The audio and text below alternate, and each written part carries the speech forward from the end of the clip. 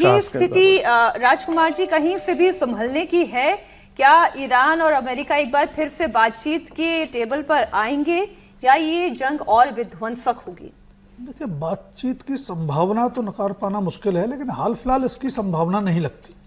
और जब हम लोगों को ये लग रहा था कि हालात सुधर गए हैं, एमओयू साइन हो गया, बातचीत शुरू हो गई, उसके बाद जिस तरह से चीज़ें पलटी हैं और जंग लगभग पहले जैसी स्थिति में पहुंचने वाली है, और उस लिहाज से और भी खतरनाक है। अगर आप सिविलियन ठिकानों को निशाना बना रहे हैं, इंफ्रास्ट्रक्चर को निशाना बना रहे हैं, तो मतलब और भी खतरनाक है।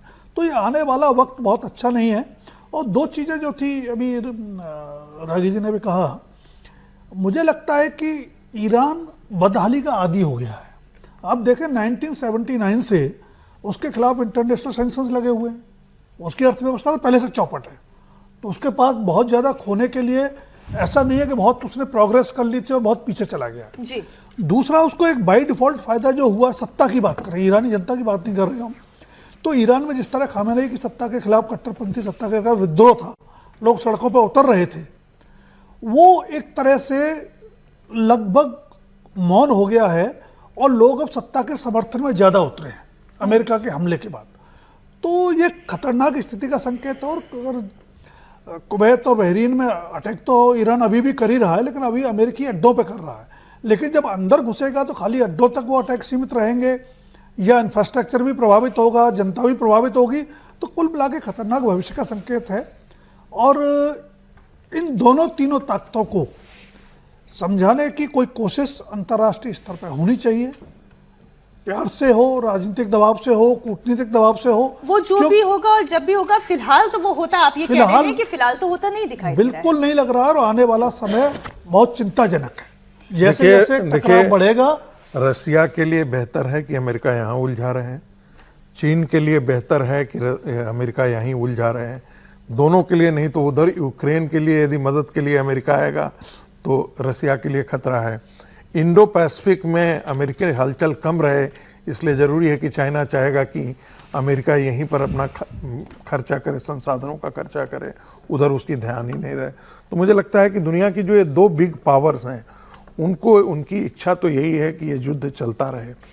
दूसरी तरफ जो तेल का व्यापार है, उसमें भी रसिया को इससे ज़्यादा फायदा दिखाई दे रहा है।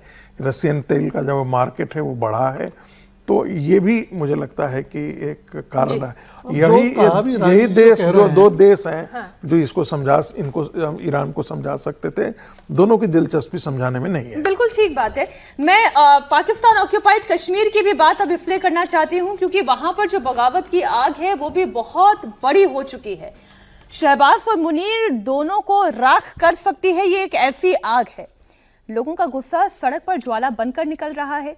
मुनीर की आतंकी सेना दुम दबाकर भाग रही है। बच्चा बच्चा आजादी के तराने गा रहा है।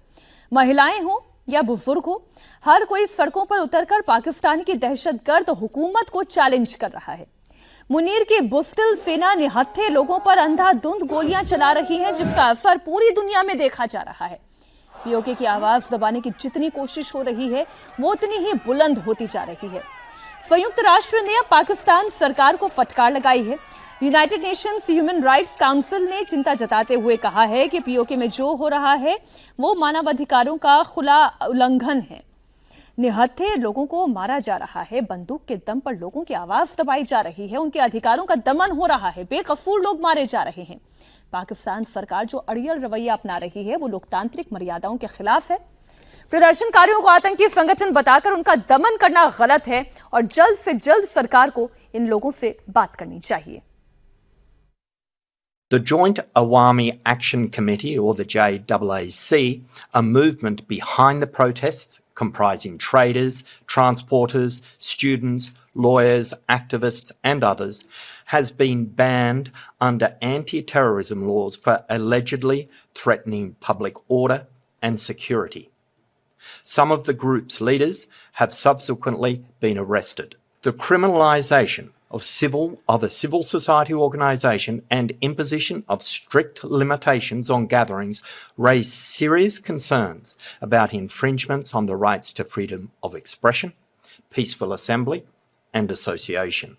The High Commissioner calls for meaningful and inclusive political dialogue to address the underlying issues and grievances of the local population. ये जो बात हो रही है, पीओके में दमन हो रहा है, भारत तो बहुत लंबे समय से कह रहा है। अब वहां की आवाम भी बहुत ताकत के साथ अपने हक के लिए खड़ी हो रही है। कितने दिन शहबाज और मुनीर इस बगावत को कंट्रोल कर पाएंगे या दबा पाएंगे? देखिए, वहाँ पे जॉइंट अवामी एक्शन कमेटी, जिसका यूएन के अधिकारी भी जिक्र कर रहे थे, वो उसने साफ कह दिया कि उनका आंदोलन जो है वो ख़त्म नहीं होगा, उनका आंदोलन चलता रहेगा। उन्होंने ये मांग की है कि जिन प्रोटेस्टर्स को मारा गया है उनकी बॉडीज़ उनको दी जाए, ताकि उनके जो अंतिम संस्कार है उसको किया जा सके। इस बीच में जो पाकिस्तान जो सेना है, जो वहाँ पर सरकार है, उसने 8000 रेंजर्स, जैसे हम या रेंजर्स जिन जो लोग समझते हैं यहाँ पैरामिलिट्री वहाँ की, बीएसएफ, तो उनको वहाँ पे डिप्लॉय किया है हैवी वेपन्स के साथ। तो उनकी मंशा तो इस पूरी जो आंदोलन है इसको दबाने की है।